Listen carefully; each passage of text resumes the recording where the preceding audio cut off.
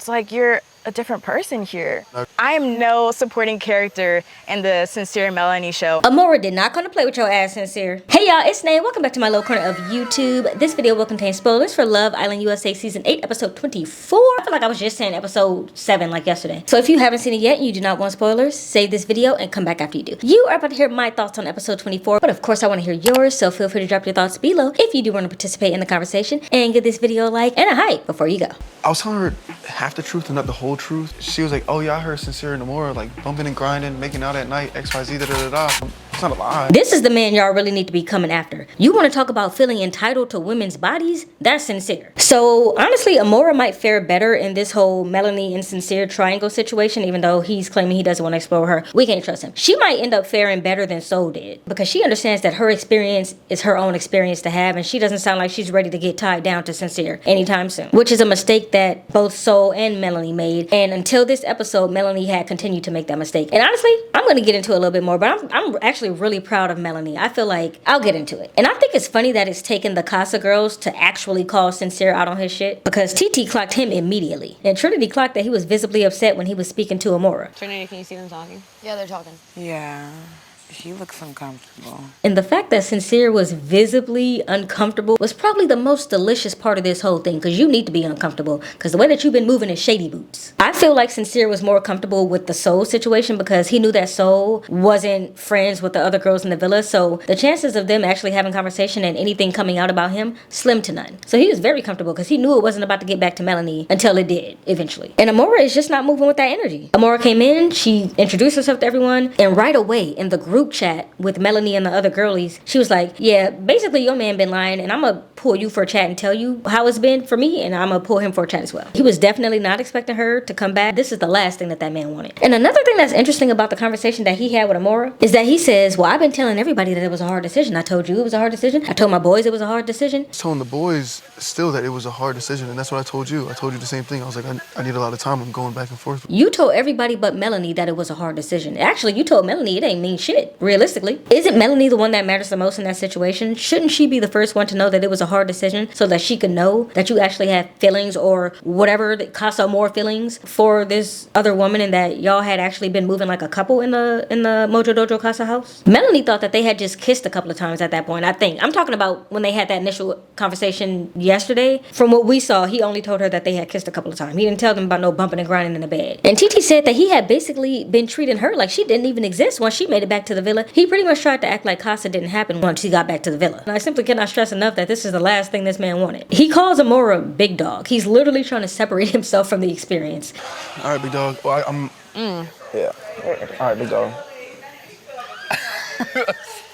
What? Big dog is crazy. Sincere is fucking diabolical, and y'all really don't give him enough heat for me. And then when Sincere speaks to Melanie, he gives her the actual dumbest excuse when she asks him about him and Amora in the bed. But you guys were bumping and grinding in bed. I'm even really feeling it. Okay, so you were touching all on her booty all night, but you weren't really feeling it, so it doesn't count. And I have to be honest, Melanie did sound really defeated.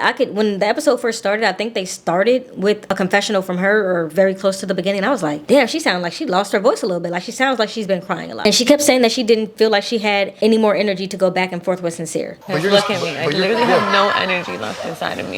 And I'm glad that she's finally making it to that realization. You can tell in her eyes that the attraction and the hold that he had over her, at least in this episode, it feels like it's dissipating. I think she actually is waking up to the man that Sincere is, and I love that for her, because she's gorgeous. I think that she should be with someone who is not going to lie to her face like Sincere has done repeatedly, and they've only been there for 3 weeks. He's been running game on her for 3 weeks, and he's still trying to do it even now. You don't act right with me, and you don't stay true to your word. But at the end of the day, I picked you. Sincere thinks that he can run the streets and come back home and it's all gonna be good, because other women who he's dated have probably let him do that. And so he probably thinks that his good looks will help him skate by. But that's only gonna work for so long. And Melanie even says it like, oh, you want me to be one of those, at least he's coming home to me at night type of girls. That's crazy. And I love that she's not gonna stand for that, because that is what he's asking. And the fact that he actually verbalized that to her was crazy to me. I don't think I've ever heard a man actually say it. I know that men think it sometimes. I've never been with a man that feels that way. I've been with some toxic ass men, but I've never been with a man that feels like, as long as I'm coming home to you at night. But he actually verbalized it. And I don't even have anything to add to the response that Melanie gave to him. The prize is not being picked. The prize is being respected. If I'm gonna get picked and you lie to me, then I'd rather not be picked. tens across the board. Let's talk about Jen and Gal. They're no longer a couple, but let's talk about them anyway. She was over here trying to get this man to close off immediately. And y'all know how I feel about people closing off this quickly, especially with this guy, considering he just came off of Casa. And she was already trying to get him to stop exploring. I don't like that. What I can't decide on is if I like the way that Kenzie is moving or not. Now, we all know how Kenzie moves. Y'all got mad at Corbin for saying it, but it is what Kenzie does. And the girls dumped Gabe for that same reason, saying, well, he just hops and hops and hops. So a part of me doesn't feel like it's fair for Kenzie to still be here, and her girls are letting her slide on that when that was the reason that they cut Gabe's experience short. And I know that's not Kenzie's fault, but that is kind of a problem that I have with what she's doing, because I feel like she's not being held accountable by her girls when her girls were ready to hold Gabe accountable. Now, on the Love Island side, I love what Kenzie is doing. This is what she's supposed to be here for, is bouncing around as many times as she wants to, because the name of the game is to explore, and especially so crucial this season when I feel like none of these people have been exploring. Kenzie said, hold my splits. I got it. I'm gonna do it every time. Now, when it comes to Gal, I didn't know if it was gonna work between him and Kenzie, because he told Jen the reason that he didn't want to couple up with her anymore is because she was too touchy-feely and he wasn't fucking with the touchy-feely. I'm not a touchy person. If you need those things and I don't feel comfortable doing that, I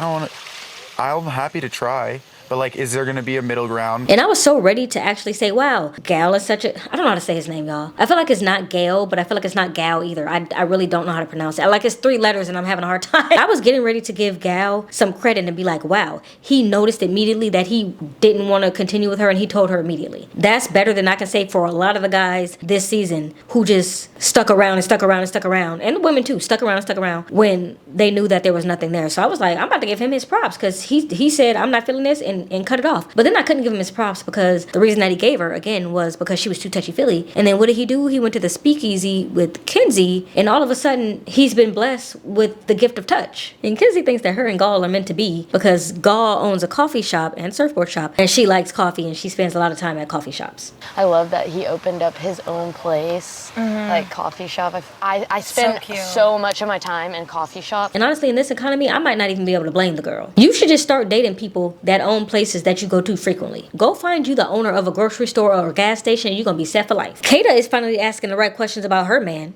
I'm happy we're back. How was he in Casa? And here's the thing about his situation with the blur. I know that we probably weren't going to see it spoken about on camera, because we know how smooth Love Island is with getting these people off. They mention it quick. They have Ian say, this person has left the villa, and then they keep it pushing. They never acknowledge it. So I wasn't expecting to see the conversation take place on camera. But here's the thing. I don't know that Love Island is the type of show to have them reshoot a conversation. We know that Love is Blind does that. We've been told by a few different Love is Blind alumni that, yeah, sometimes they'll have us reshoot scenes because they missed the conversation or something. I don't think Love Island does that. So that means that conversation that Zach had with Kata about what his situation was, the blur, was the first actual time that they had that conversation. Meaning he flat out lied to her. Because he says this when Kata asked him about his connection in there. I wasn't feeling it with Che. You just didn't do it. No, I and I just didn't fucking do it. Look, at the end of the day, if I wanted to, I would have brought her back. And it's like you didn't bring her back because she literally is not in Fiji anymore. That's the reason why. But yeah, I don't know why he just didn't tell Kata that. She's gonna find out. I do want to say this. I have been really enjoying the respectful commentary that we are having in regards to the Aniya and Casey situation. Someone left a comment and they brought up something that I hadn't not thought about, but I hadn't really thought about it as deeply as they phrased it. And I really appreciate this comment because it made me view the Aniya and Casey situation in a slightly different way. But basically they said, Casey and Aniya are both insecure. Casey's insecure because of the fact that he felt like no one picked him on day one. He's still holding on to that. And I know people are like, why doesn't he get over it? But I feel like y'all wouldn't feel that way if you got rejected. It's only been 3 weeks. It's only been 3 weeks. It hurts. So that's why when that person said they're both insecure, we know that Aniya is insecure. We can all see that, at least those of us who want to admit it. But I get it. He is also insecure because if he wasn't, he would have been able to brush that off and say, nobody picked me day one, whatever. I'm still moving. I still got 5 other weeks left in this villa. But he didn't do that. So he does feel a way about it and he does feel like he's not enough. I get that now. And the thing that's really interesting about that now is that she feels a way about not being picked during the Casa recoupling. So they really do have the same issue effectively. They want the same things, which is to feel desired. Whether or not they want that from each other, or should I say, whether or not they wanted that from each other, who knows? Because again, they didn't pick each other that initial time. But that did kind of put it into a new perspective for me. I still think the way that y'all are moving around Casey is crazy, and I'm still looking for a definitive way that he disrespected Aniya that these other men haven't disrespected their couples. But it did put it in a new perspective for me. So when I saw Aniya speaking to Carl, and she says, so I feel like I put his feelings and everything first and everything. It really made me think of that comment because damn, they are saying the same thing. She feels like she put his his feelings ahead of hers, and he feels like he put her feelings ahead of his. We know that they haven't had good communication. We know that Aniya often twists narratives, which we're going to get to in a bit. Not only with Casey, she did it with Zach, and Zach called her out on it. And that could very well be the downfall of this relationship, is that communication was never solid to begin with. And that lack of communication continues when they finally sit down and have a chat. And even after all of this, they still can't get it together. Aniya is still twisting the narrative. That shit got interrupted. You didn't say anything, Casey. I couldn't. And then you had someone else speak for you. TT was talking more than you, Casey. No, that's she not. was. No, that's not the truth. That is the truth, because I was standing here and that's what happened, Casey. Okay, something easy to hear. I know it is. It is. I hate to see her like that. But yeah, honestly, but no. That response is actually crazy. I gotta say what I gotta say. I gotta say what I gotta say though. A whole lot of nothing. Just no, whatever. That's cool. Let him speak. What about Casey? But it's a big no. I picked you every fucking time, Nikki. Like you did don't want to ask me. explore solo. You did want to explore solo, but then he got soul, so that's why you didn't explore. No. Like No. Yes, you did. Don't No, fucking lie. Stop. Like, But at the end of the day, he's here for him. Now, this is not hearsay. We actually all saw that play out, right? We saw the girls cutting Casey off, and she's saying to him, well, you weren't saying anything. We saw with our own eyes that they were cutting that man off. And then she was like, well, you had your girl speak for you. No, he didn't. TT spoke up for him because TT wanted to do that. He didn't say, can you help me out, TT? That never happened. So I don't really understand why she's painting that narrative, but y'all are gonna run with it, and we can just agree to disagree. I'm not going back and forth on this because I saw with my own eyes what happened. If you want to say that you didn't see that with your own eyes, go for it. I'm not arguing on this because I saw what happened, and I don't care how it was cut. We literally heard them cutting him off every time he tried to speak. We've seen her do it all season. Y'all want to ignore that she's done that, but she's done it all season. That's why I just take it back to the fact that Aniya is an unreliable narrator. I really can't trust anything she says because I've seen her twist things. And the thing is, I don't even think she's doing it on purpose. I really think in her mind, she's not appropriately registering or appropriately taking account of what's happening. And so she has in her mind how she thinks is going, and so she just regurgitates that. But that's not really what's happening. So yeah, I don't know. I really don't feel like she's doing it to be malicious, but nevertheless, she does it. All in all, they ended on bad terms. Whatever, probably for the better. Who knows? I don't really care. They're not together anymore. Neither of them want to revisit that, so it is what it is. But Carl said his name is not Pick Misha. You know, I didn't want to be like a pick me,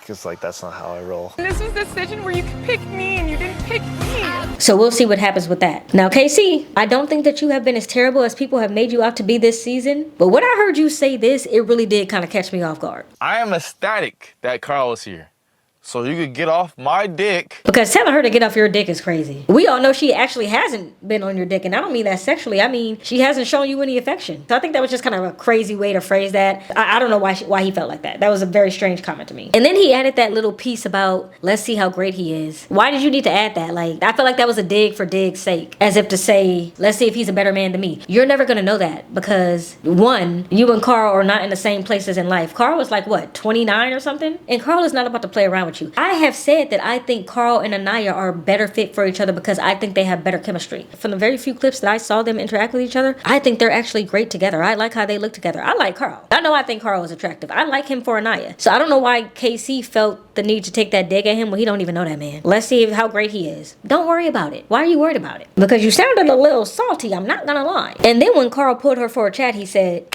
You got a lot of explaining to do. why are you worried about what kind of explaining she has to do? That's her situation. Worry about yourself, okay? It's best you have tunnel vision for the rest of this season. He did try to make a little jokey joke with Aniya. I felt like it was genuinely coming from a good place. After they were done having their conversation, he says, now go get Carl. He says it in a lighthearted manner, and she says, Now go get Carl. Bro, leave me the fuck alone. I'm gonna do whatever I want to fucking do. she's still upset. Whatever. She's allowed to still be upset. So that's her business. I feel like it was lighthearted. Please don't dig into that man for trying to lighten the mood in a very tense situation. We can have alone time and not have freaking Zach around. I don't have to compete for my man anymore. Hopefully on movie night, she finds out just how true this is. Which is tomorrow, by the way. We get movie night tomorrow. So exciting. Listen, I know y'all think that I'm a conspiracy theorist, but they really are setting up Trinity and Bryce for the win. Obviously, I think it's very odd. If you couldn't see it before, you gotta see it now. They are coordinating these people's outfits like they are Barack and Michelle. And this time, they were obviously trying to promote Megan's bathing suit line, which I think is very cute, very hottie, very hot girl. But why did they have to go through the whole fake thing of, wow, did you know I was gonna wear pink? No, I didn't know. Is that the Megan collection? Yeah, that's the Megan collection. Oh, it's so cute. We didn't need to, y'all could have just been like, you look good, I look good, we decided to match. Production told us to match, whatever it is. You're matching. And it was very much on purpose. You did? You wanted to wear pink with me? Yeah. Did you know I was gonna wear pink? No, I had no idea. Is that the hot girl summer It shit? is. I like yours. Megan hooked us up. Trinity and Bryce are the first this season to go on a date. They go on a little speedboat date. It was real cute. The little boat in the middle of the ocean was real cute. And then they're talking about Trinity's mom, and Trinity says, My mom doesn't cuss. My mom doesn't yell.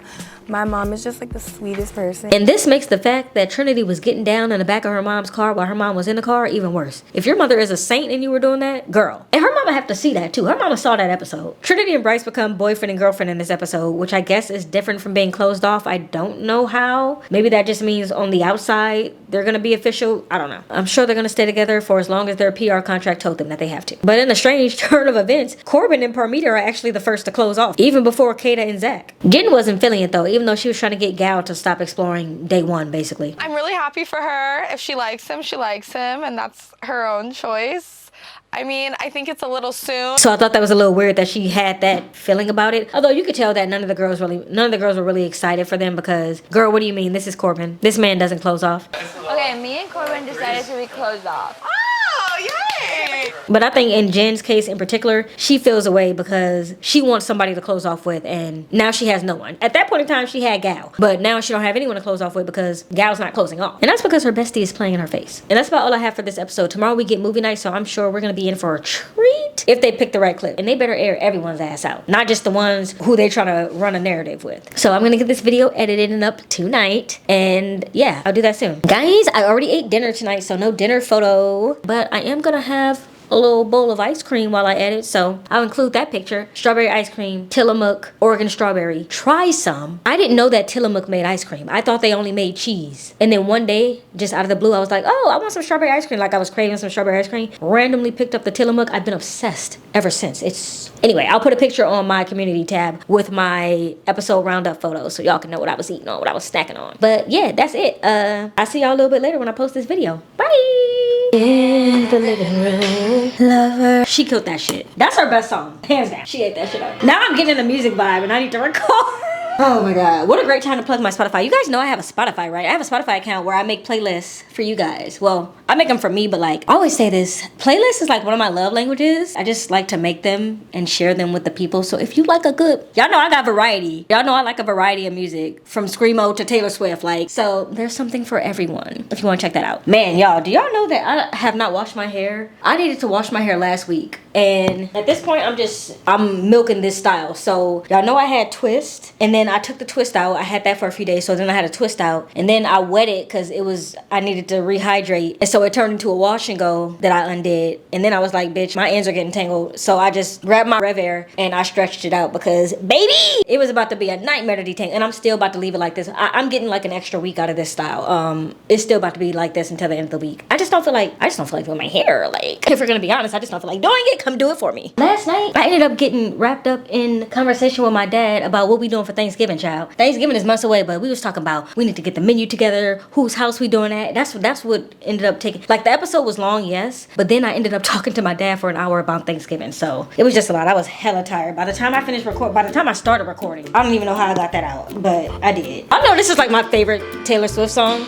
I think it's so cute. This is why it be taking me so long to record. I be playing for real. Smile if you want to. Don't tell Sincere that. So I'm not doing an intro today. I'm just gonna do that. Casa didn't happen once he got back to Casa. Casa was trying to get Gail to stop exploring. His name is not fucking Gal. Gail. Bitch. She feels like she's been putting her feelings ahead of his all this time. Did I just say the same thing? I didn't say that twice. I didn't say that right. Trinity and Bryce become not girlfriend and girlfriend. Listen.